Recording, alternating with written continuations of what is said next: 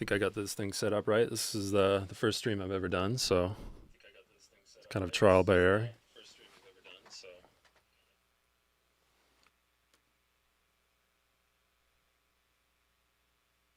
Hell yeah, we got some homies here. That's what's up. Some of you guys might be familiar with the first one. Yeah, it's kind of more of the same stuff for me, you know. It took and all the Oliver stuff was done in Pro Tools, so I'm still a bit of a noob, but I'm having a lot of fun with it. So it's amazing for sound design and, you know, creating your own kind of instruments and audio racks and stuff like that. So why'd I switch to Ableton? It was just time for a change. Pro Tools was kind of getting stale to me, at least for producing and like creative stuff.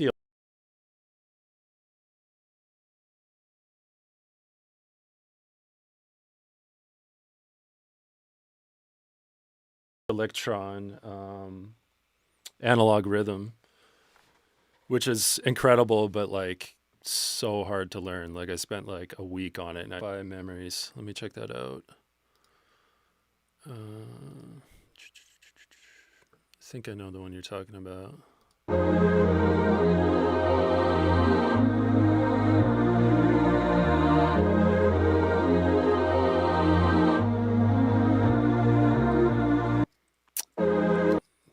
That might have been Omnisphere, I think.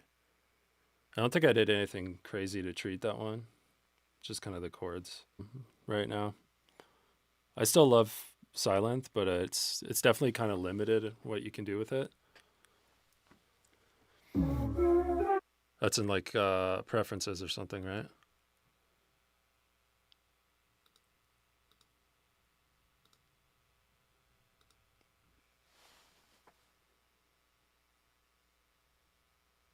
New source, desktop capture. That's not on here though. Window capture, display capture, I guess. Hey, whoa, oh God. Okay, so let's close that one. Sorry guys, I gotta resize this. Oh my God, it's so laggy now.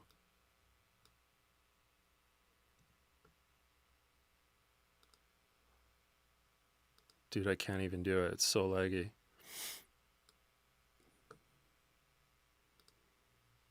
Sorry, we're gonna have to go back to this.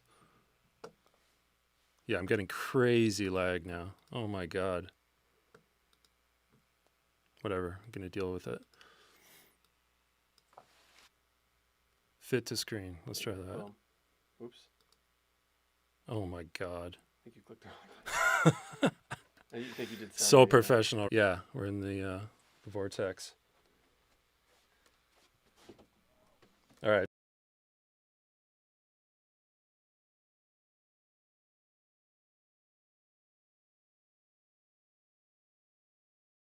So hopefully it's working now. Sorry about that, guys. I'm a complete noob at this stuff, so we'll extend the stream. Oh, there we go. Cool, it's working. Now you guys can't see me, so let me see. Desktop capture.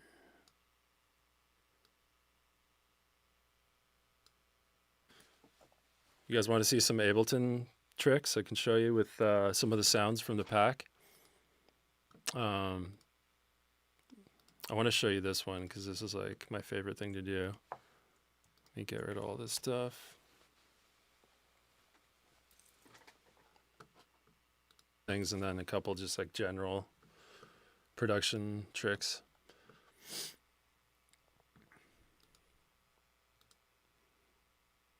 If any of you guys know why it went mono, let me know.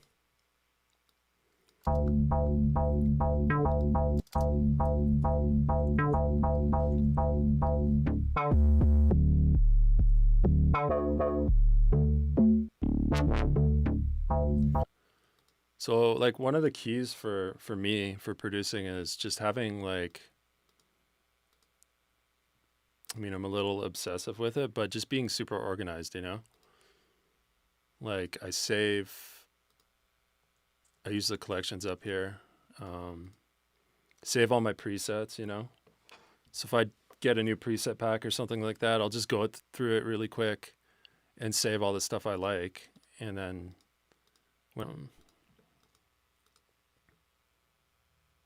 okay, let's do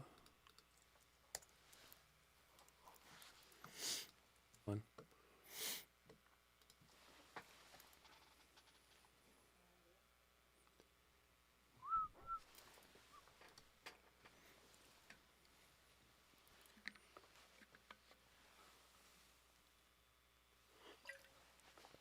What up, Pat Locke?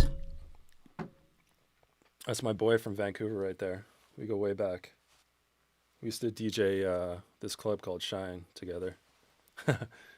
Ruined.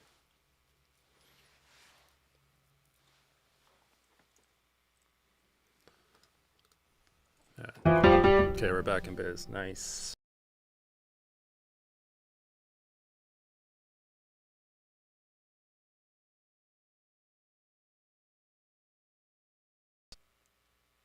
Really dig Transient Designer. What's my sign? Cancer.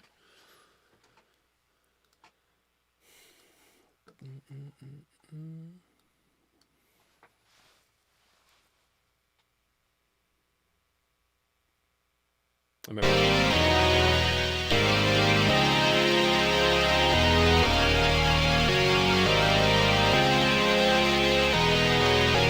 So maybe I'll just start with that.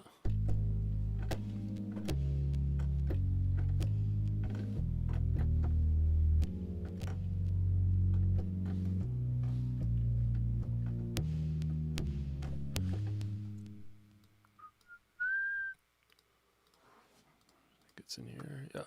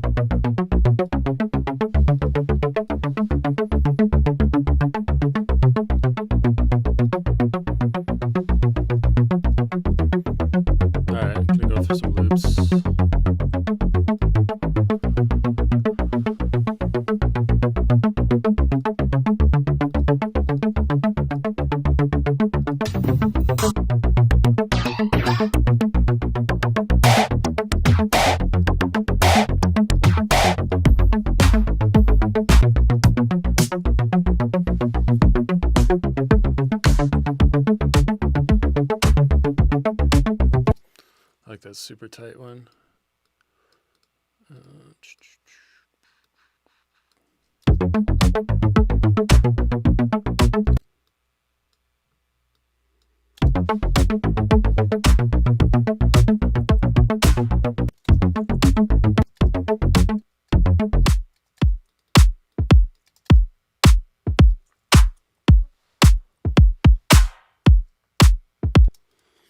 So a lot of the loops in there are like super stripped down and simple like this. I just find that like a lot of loop packs have super complicated drums in them, and I find these to be more useful sometimes.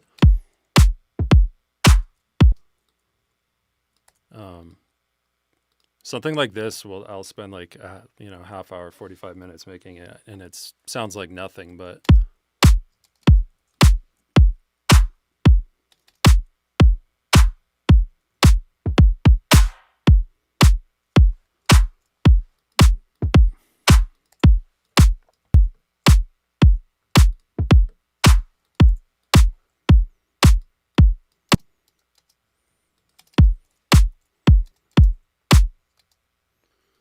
so maybe I'll print this MIDI. Actually, let me work on this pattern a little bit more.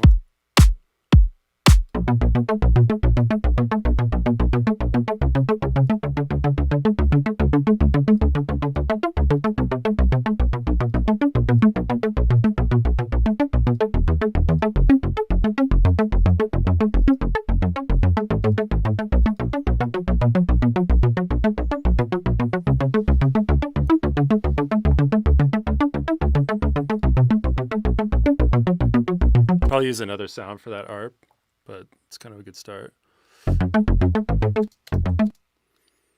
Definitely got to sidechain that.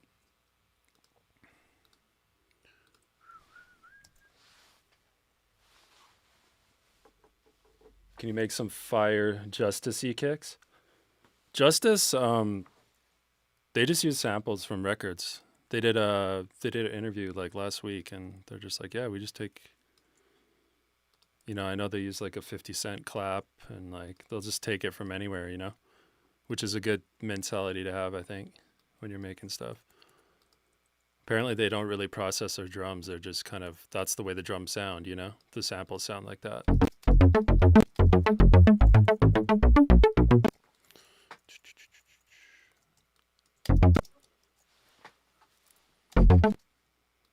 So what this is here is I'm just making like a click. The FabFilter Pro C, just like super, super clean. I like the Ableton compressor, but when you start sidechaining with it, it clicks.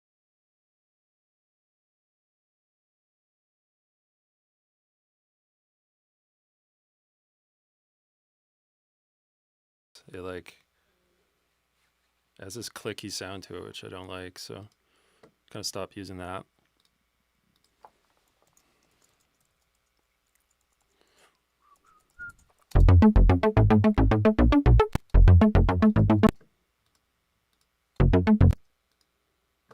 C chain.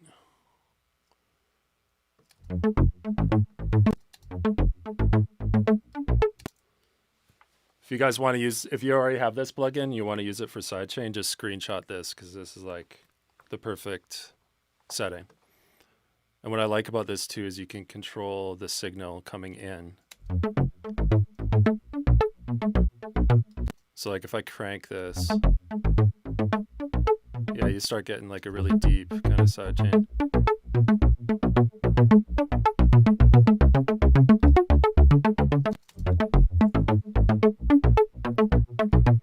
Gotta change that one note.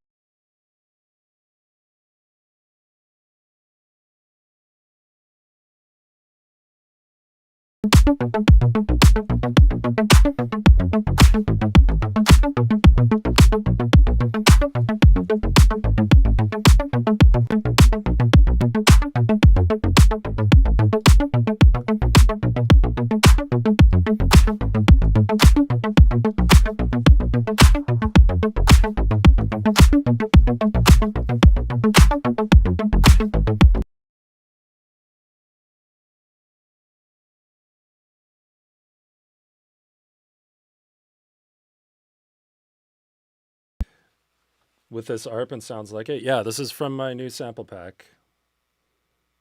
Power Tools 2 out on Splice. Just came out this week. There's some Serum presets in there.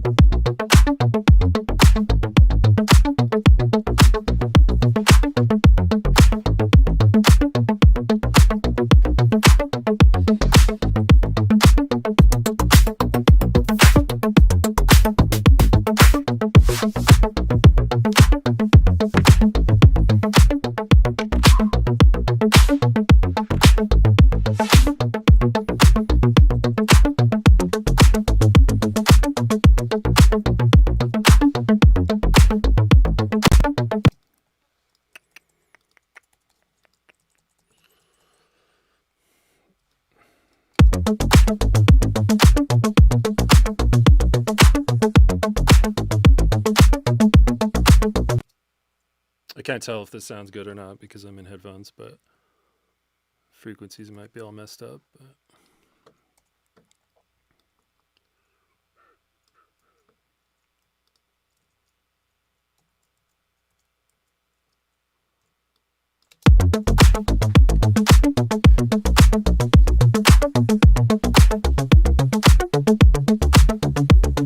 set my own swing settings. I don't really use swing that much, to be honest. If I do, it's like really slight. I just never really been a fan of swingy stuff. I mean, I like it when I don't notice it, but when I hear something and I'm like, ooh, that's like super swingy, like it just bums me out a little bit. But some people pull it off, you know. I mean, there's different types of swing, like the Dilla type swing. I mean, I love that stuff, you know.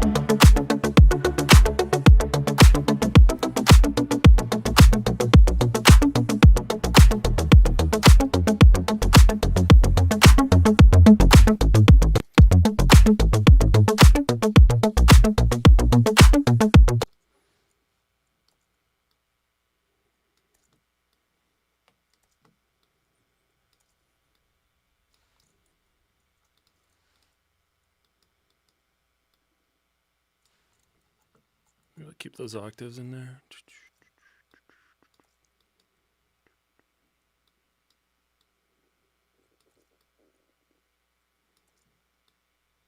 Just gonna try to make like a little bass line to go with this.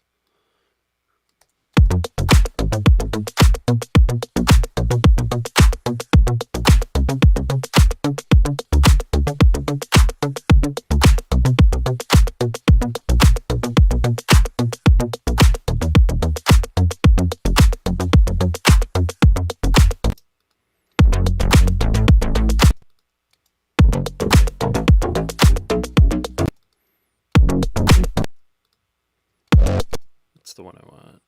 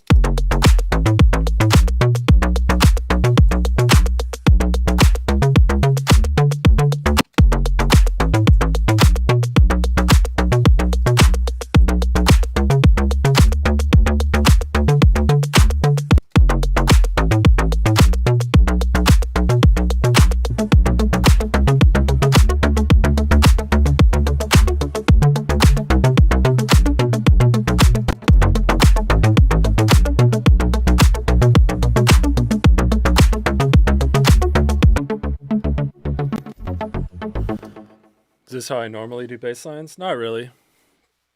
A lot of times I'll just play them in and then like I'll just jam over something for like 5 minutes or something and kind of take the best bits and clean it up, you know?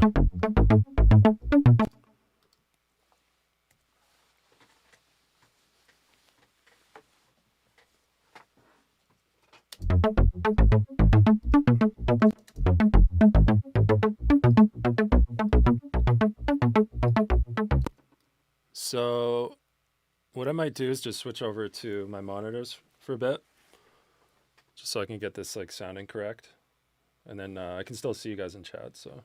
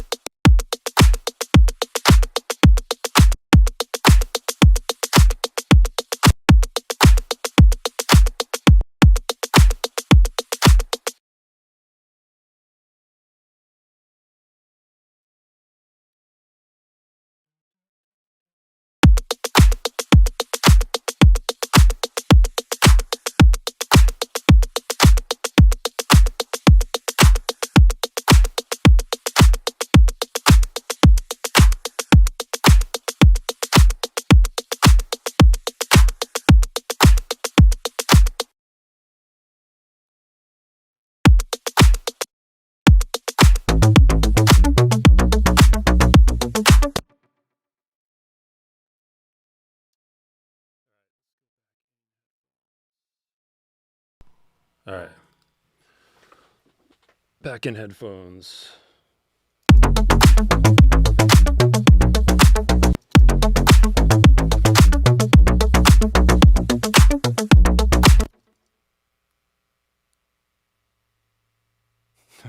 Twitch quarantine one. Yeah, the F9 racks, if you guys don't know what those are, should definitely get those. Really amazing racks for Ableton.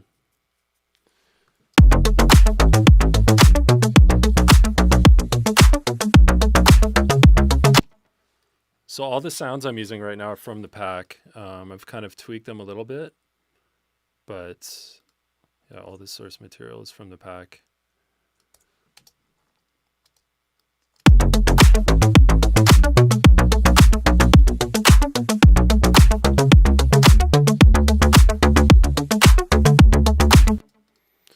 So I might try like a polysynth.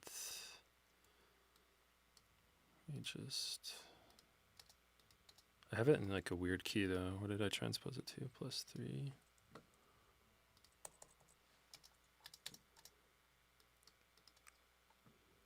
All right.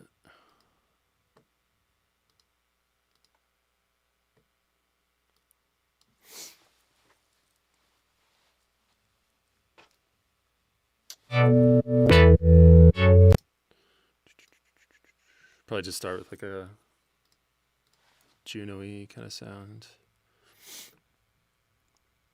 Clean Juno, there we go.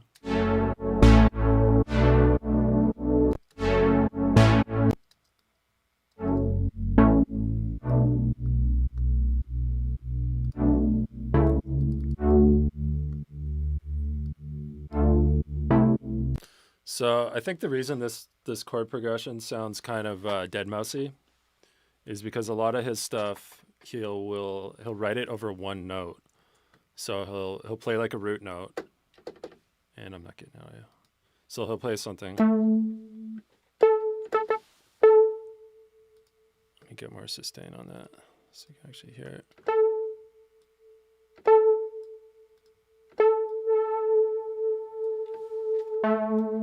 So it's kind of a good trick for writing chords, actually, if you just hold one note and then play bass under it.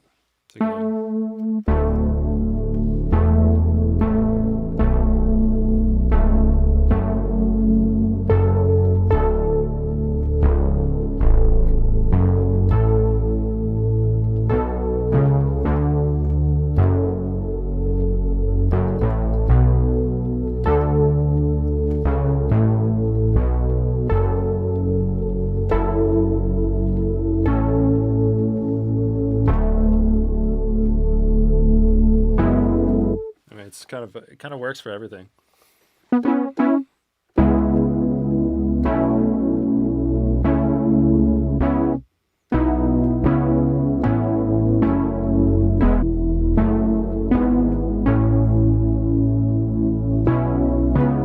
It's great.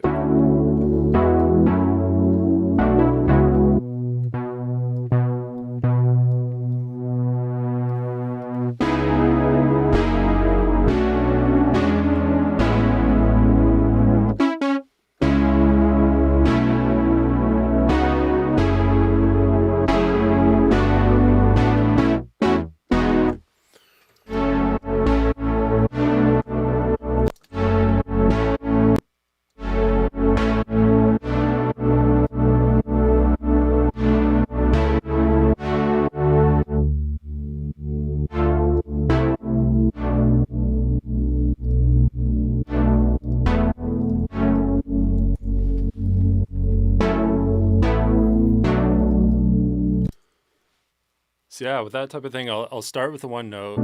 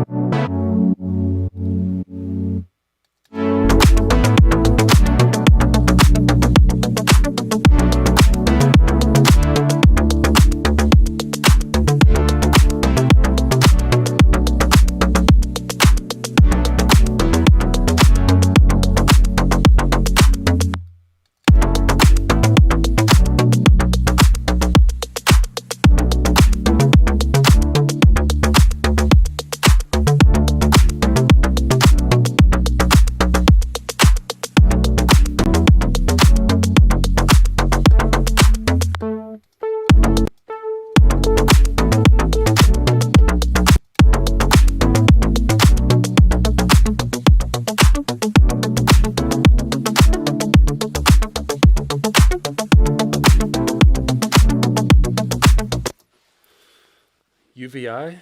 Yeah, the UVI stuff's great. I love it. It's cool because they're all actually sampled from vintage synths. I actually don't reach for it a lot, but just because it's kind of overwhelming, like there's like too many sounds almost.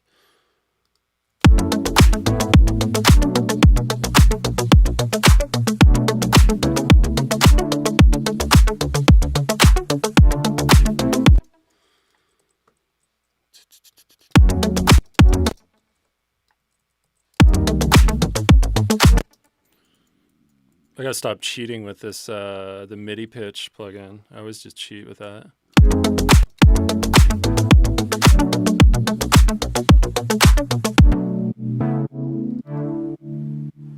So one thing I added in the pack, which you guys might not really at first glance really understand what it's supposed to do, but I mean you can use these however you want. There's no rules or whatever, but so if I go to tonal, go to track beds, these are all just kind of 2-note or 1-note atmospheric kind of rhythmic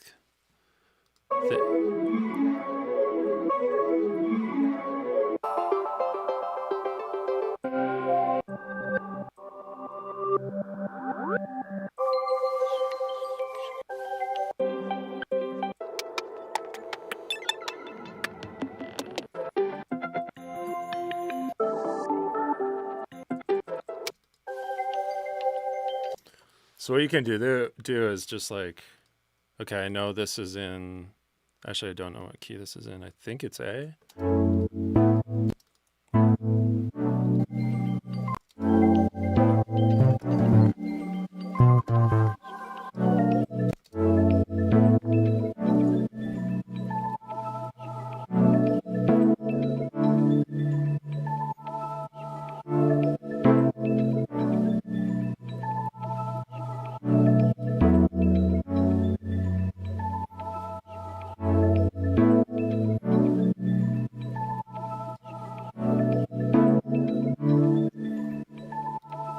So I don't know, they work really cool just for like filling in space in the mix a little bit. You can just tuck them in there and they kind of sound nice.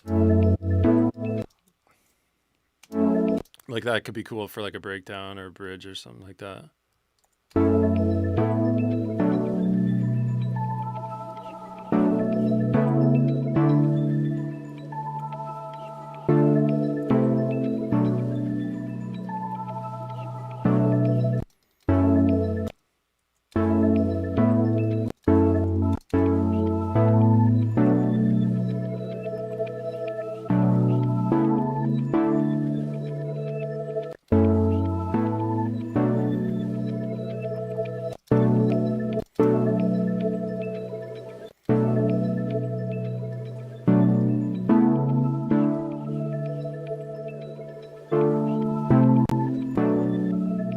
Spilling, yes, space and sound kind of has that vibe actually.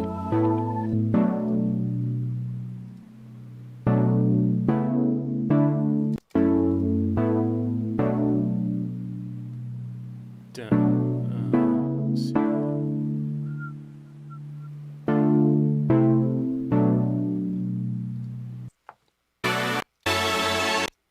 Maybe I'll do like kind of a piano sound.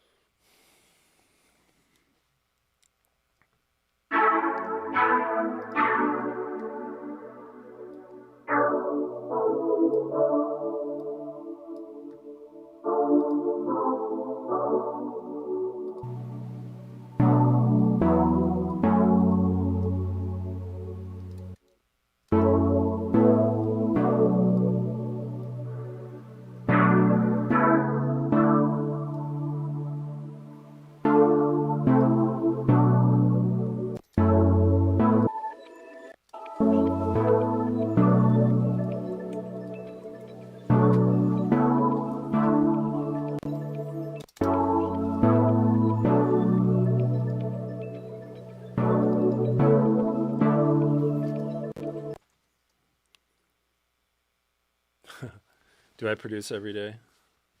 How do I keep myself motivated and not burn out? Dude, I burn out all the time. I'm like always burned out, you know? But like I just feel so blessed to be able to do this for a living. So I try to always think of that.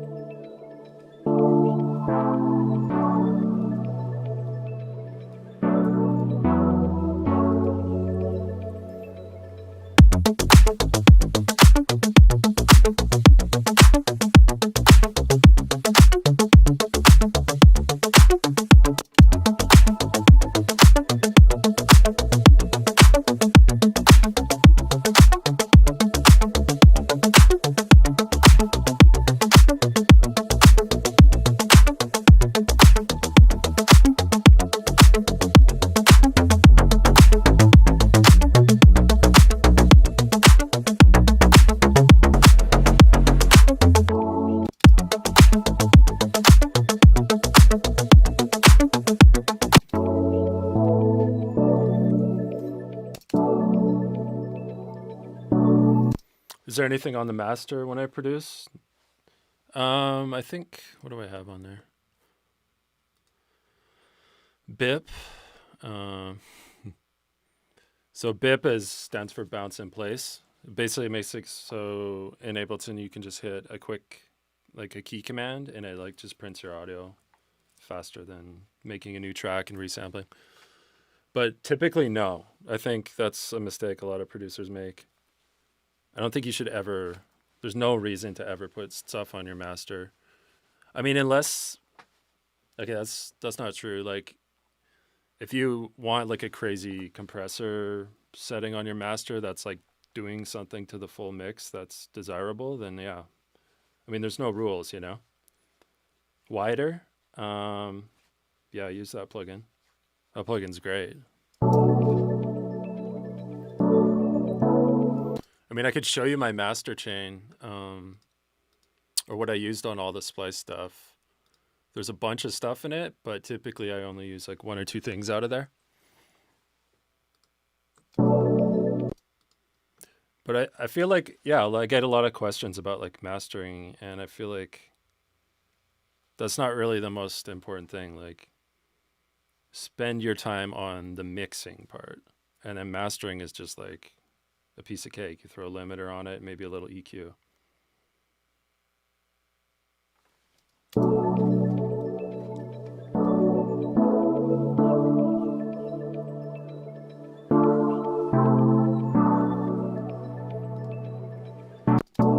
You know, do like a little tape stop on that.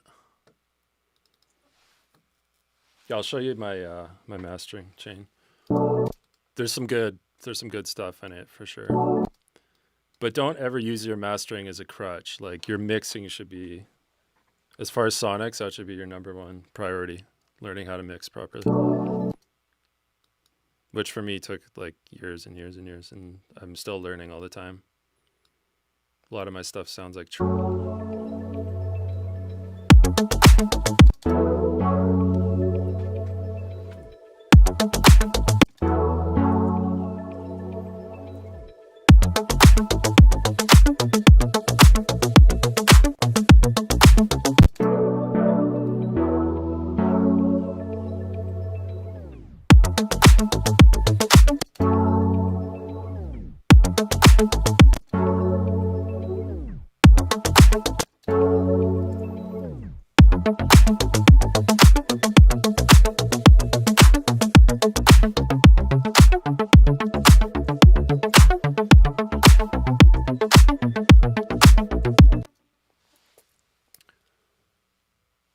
Yeah, I appreciate that.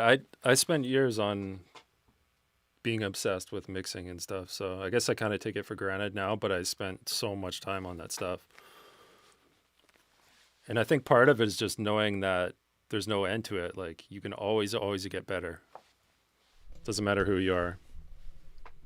Like a lot of you think my stuff sounds great, but then I hear other people's stuff and I'm like, oh, I got to start again. Like, and also like I just haven't really been focusing on that recently. I've been trying to focus more on big picture stuff, songwriting, and working on music theory and learning new chords and stuff like that. Which tape stop? I believe this is the kilohertz one. Super basic. I love this thing though. So cool. Yeah.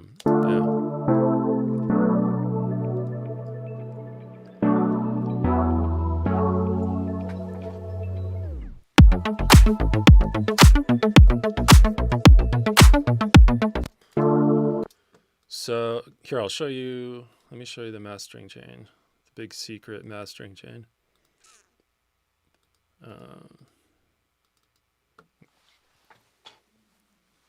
Who have I been listening to lately? Oh God, I don't really listen to music, honestly. I listen to podcasts, like talk podcasts. But if I do listen to music, it's usually like I just go on YouTube and like dig for old records and kind of weird, interesting some way. All right, so here's my mastering chain. So like I said, these are all in here, but it doesn't mean I use all of them. Like most of the time, it'll just be a couple of these things. So I'll usually start with all of them off. Like I don't know why Gullfoss is in here. Get rid of that. Oh, so this is the chain I use for all the splice stuff. So there's a couple of weird ones like Soothe, which you would never normally put on a master.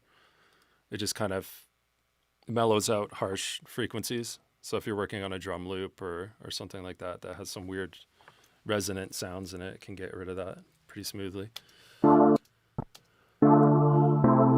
This actually is like my favorite thing right now. This Shope, it's called. It doesn't do anything special. It just shows the waveform after the master, which I find to be really helpful. Because you can kind of see like, okay, that's a pretty good waveform,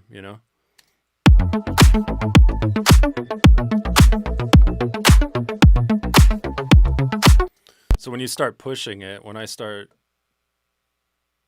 slamming my limiter,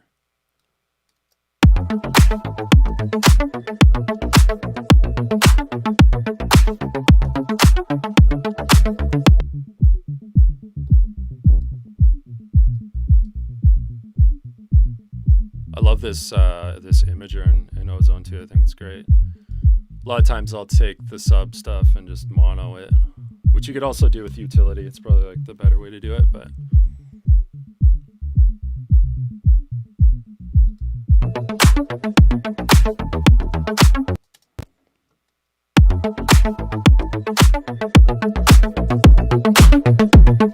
yeah, so obviously that's terrible. But you can see it,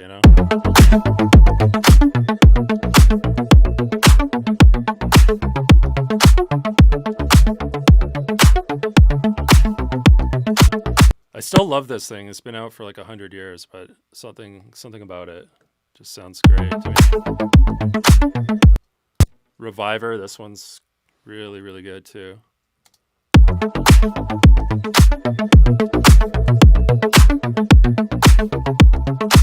So you're already getting a little hot now, so that's why the utility's here. Just turn it down if I'm peaking a little bit.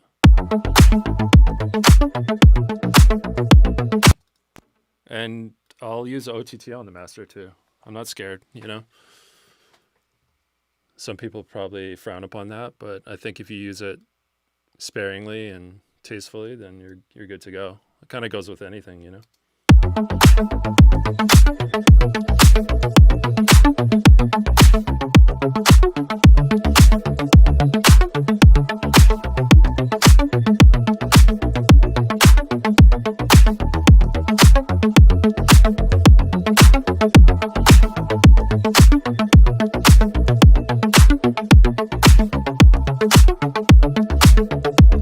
So yeah, I'm attempting to master in headphones, which is I wouldn't recommend, but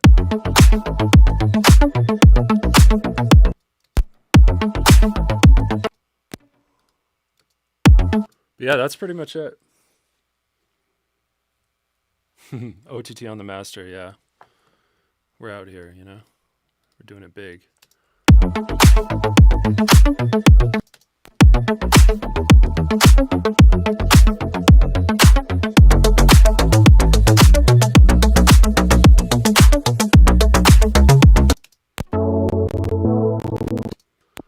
That's the other issue. Is if you put stuff on your master like Ozone, it's just gonna slow your whole session down.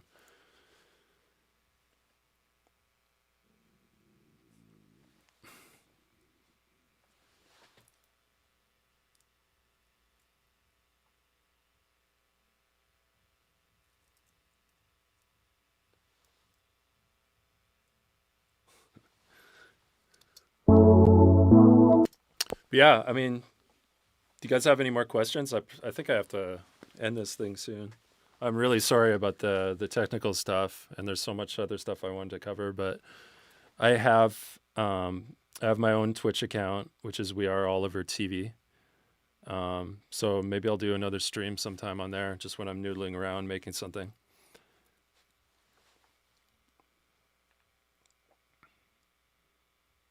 Now sing a beautiful song on it. Oh my God, I am the worst singer on the planet. I wish I could sing so bad. What's the bass on Bygones? I can't remember. I cannot remember what I used on that. Just trying to think what I was using at the time. It might have been, that literally could have been anything, honestly. Massive, Silent, Diva, like those are the kind of my go-tos for bass stuff.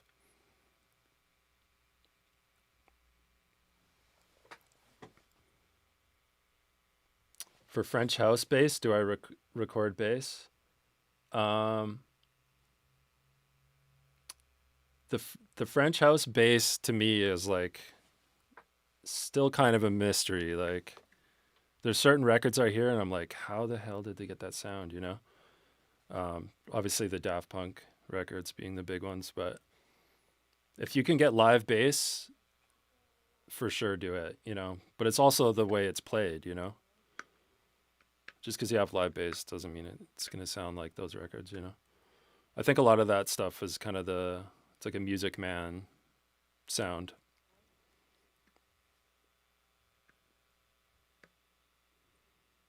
Breaking down previous projects. Uh, Probably not because I switched to a new computer and all of my old stuff is on this old computer in Pro Tools. I would love to do that though, but I don't think. I mean, I could probably transfer some of that stuff over, but I have all different plugins and it's a whole nightmare, you know. Do you program an operator? A little bit, a little bit. I'm not very good at it though. My buddy Billboard, he's like ridiculous in the operator. He makes crazy stuff in there. New favorite plugin? Let me see.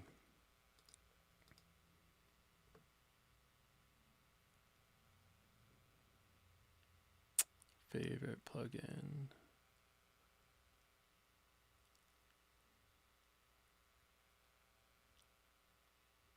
Nothing's jumping out to me right now, but let me see. Lossy's cool for lo-fi stuff. Yeah, that one's really fun. Probably the Valhalla delay, honestly. I mean, you can do so much cool stuff with that, and it's $40. It's like you can't go wrong, you know?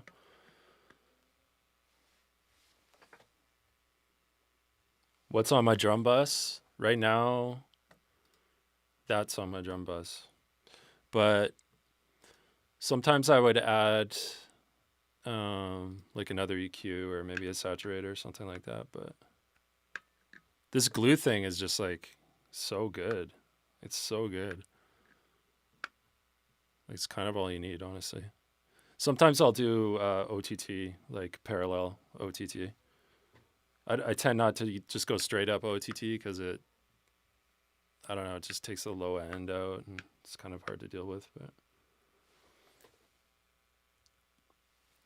advice for late 80s snare clap sound, just do your research and like, you know, look at the records that you like and see what kind of drum machines they used or what drum machines came out in 1987. And it's like, yep, that's what's on those records, you know?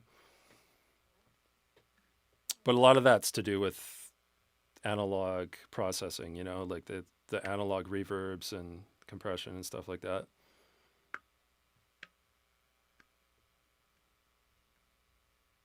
Advice for muted funky guitar. Um, for muted guitars, I love to use phaser, and to me, the best phaser is this thing right here, which is like super slept on. But like I've tried them all, and to me, this is just like the best one. We use this all over our records. Anytime you hear like a phaser, it's usually this. It's just got a super deep kind of sound to it. I'll throw it on this ARP.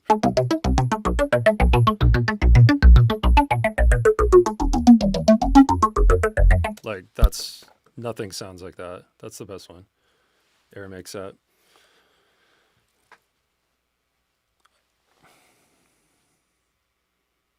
Do I use a lot of analog synths? I have a few. I have Jupiter 6, I have an Archeria, Matrix, Juno 106. We used to use them a lot more, but for certain stuff, definitely.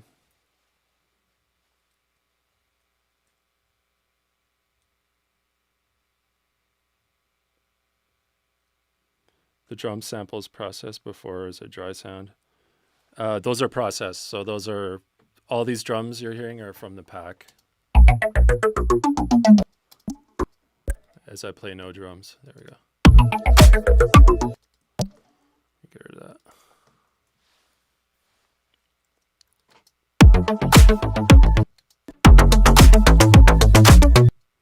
I got the master way too slammed. Let me get rid of this.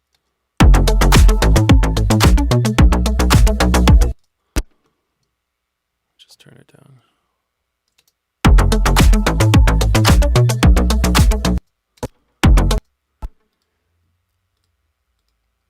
But yeah, processing drums. What else do I use? It's usually just EQ and compression. I think parallel compression is really important for drums. Not always, but if you want them to smack super hard. Kick processing. The best thing you can do with a kick drum is just pick the right kick for the job, you know? I used to spend so much time on kick drums. I would just layer them and have like 5 or 6 kick drums all stacked, and it's just a waste of time. Like just start with something that sounds great right out of the box, and then unless you're one of those like techno dudes who that's like your whole track is a kick drum, then yeah, spend an hour on a kick drum. But there's so many, like go to Splice, there's like a million amazing sounding kick drums on there for pretty much every job you're ever going to need. You know, if you want the 80s ones, you want the new school dubstep, trap ones, whatever. They got all that stuff, so.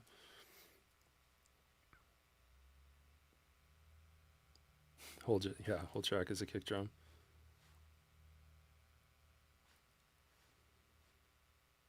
How do I process a clap on a retro drum loop 88?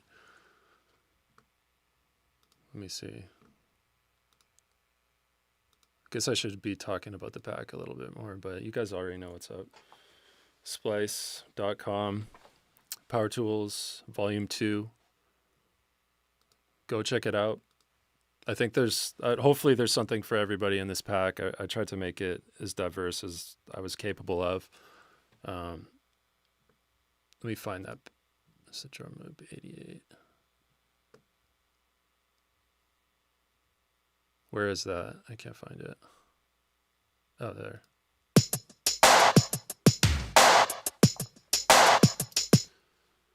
I don't know. I can't remember how I did that. I can't remember how I made anything, honestly. Just kind of, you get lost in the creative process and just kind of go until it sounds good. There's no like secret formula to anything, really. Favorite guitar amp? That's a tricky one, honestly.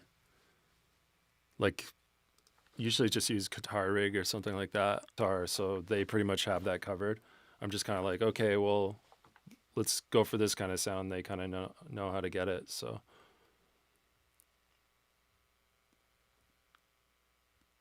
will there be a Power Tools 3? I think so. I mean, it's too early to tell, but I have a lot of fun making these packs. It's kind of a nice break from working on songs and tracks. You just get to nerd out and do sound design stuff. And I always learn new stuff. This one I use a lot. What is it called? PSP.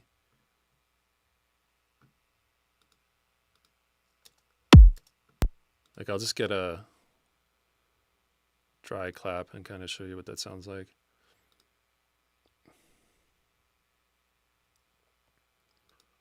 I think some of these are dry, right?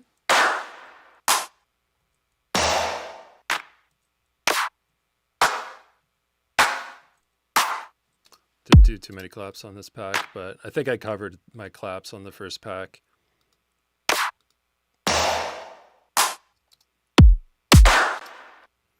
I mean, whatever. I'll just take this and use it.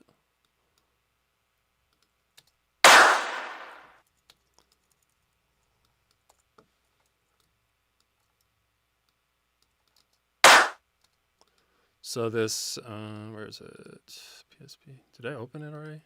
Am I tripping?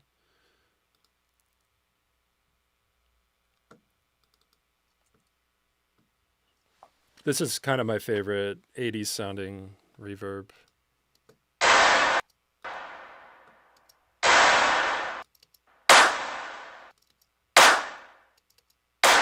Yeah, so that one's good. That's the PSP 2445. It's supposed to be an emulation of an old reverb. That's why it looks like this. All right, guys. Thanks for joining me. Go out, get the pack, splice.com, Power Tools 2. Like I said, this might be the first stream of more to come as I get more comfortable doing this. I'm not the most amazing person in front of the screen, so